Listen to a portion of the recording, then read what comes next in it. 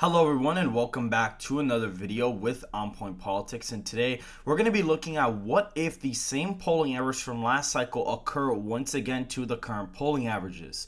Make sure to hit the like button and subscribe to the channel if you want more content just like this.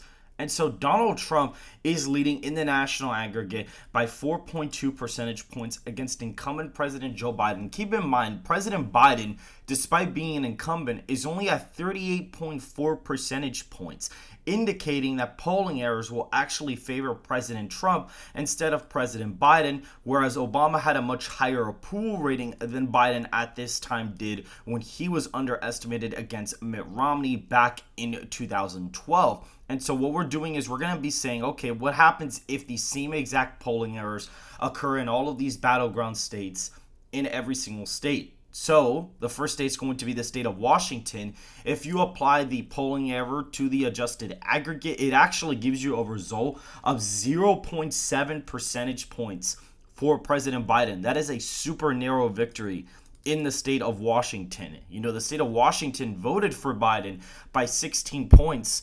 Or actually, it was 19 points in the last cycle. So the fact that that would be even within the realm of possibility is a pretty big deal. Looking at Oregon, we see the margin there is just 2.8 percentage points. You average out the latest polls from the state, you apply the state polling error from 2020, you get a margin of plus 2.8. This is the state that Biden won by 16 last time around. That would be a huge shift to the left in the state of Oregon, or to the right. In the state of Nevada, we have 7.4 for Trump. Donald Trump is leading in the aggregate by around 4.7 percentage points.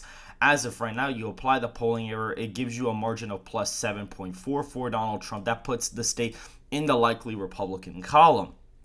In the state of Arizona, we have a plus 8 margin for him. Hispanics have been moving to the right, and he was slightly underestimated in polling data in the previous cycle here. So that's going to put the state in the likely Republican column right now. In the state of Hawaii, we actually have a plus 8.2 percentage point margin for Biden when you average out the latest polls and you apply the polling error. The polling error here was actually really bad. It was like a 6-point polling miss. It was really bad in the state of Hawaii. So that's going to put the state in the likely Democrat column. In the state of Colorado, we have a 7.5 point victory for Biden. They actually overestimated Trump by about a point in the state of Colorado. The polls were actually somewhat accurate here. So that's going to put the state in the likely Democrat column. In the state of New Mexico, we actually have a 3.4 percentage point lead for President Biden in the state of New Mexico. A lot of new internal Republican polling has made the average a lot closer. We're going to be putting that in the lean Democrat column.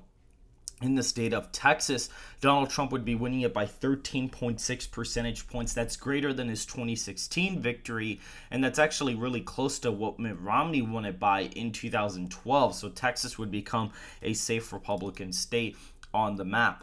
Nebraska's second. The lead is plus 2 for Biden when you average out the polling, but the polls overestimated Trump in this district by 3.8%. So we're going to be putting that in the likely Democrat column. In the state of Iowa, we actually have a 19.2 percentage point victory. The polls average out to an 11-point lead. If you apply the same polling error, he wins by 19.2, which matches the accurate pollster in the state of Iowa, which has Donald Trump up by 18 percentage points. So that is quite interesting to see there. In the state of Minnesota, Donald Trump actually leads here by 1.2%. The polling lead there is basically neck and neck for Joe Biden in the state of Minnesota. That's going to put the state in the lean Republican column. If we look at the state of Illinois, Biden leads by 10. The polls actually overestimated Trump here by about a point or so, so I'm not surprised that that's going to be the case.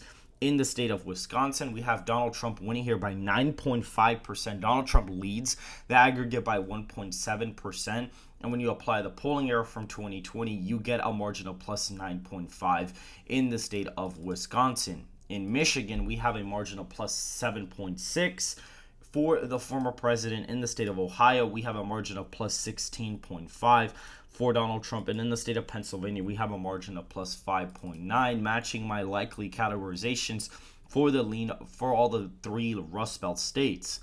In the state of Virginia, Donald Trump actually leads by 0.3%. Again, the polling lead for Biden is very, very abysmal, very, very low polling numbers there for him.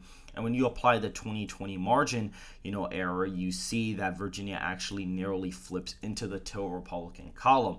If we look at North Carolina, Donald Trump leads there by 11.2 percentage points. Georgia is an 8.2 percentage point victory for the former president. We also see the state of Florida come in at 16 points for Donald Trump, bringing him up to 335 electoral college votes.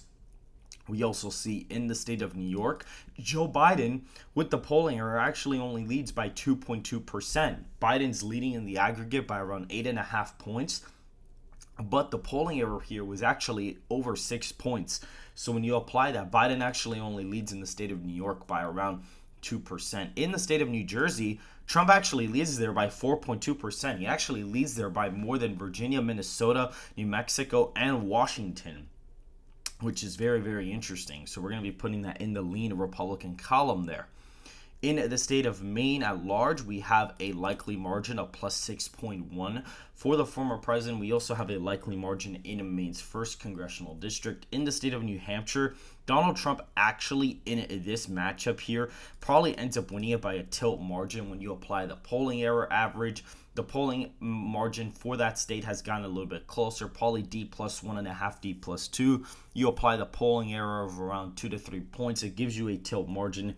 In the state of New Hampshire, we have the state of Connecticut, where Biden actually only leads by 5.7 percentage points. And we have the state of Rhode Island at 9.7 percentage points for President Biden. And the state of Delaware, which is only coming in at 4.7% for President Biden as of right now, putting the state in the lean Democrat column. And so that is it for this video. Donald Trump gets 355 electoral college votes to Biden's 183 electoral college votes if the polls are wrong in the same way as they were just 4 years ago. If you guys did enjoy the video, please hit that like button, subscribe to the channel if you want more content just like this, and I will see you guys in the next video.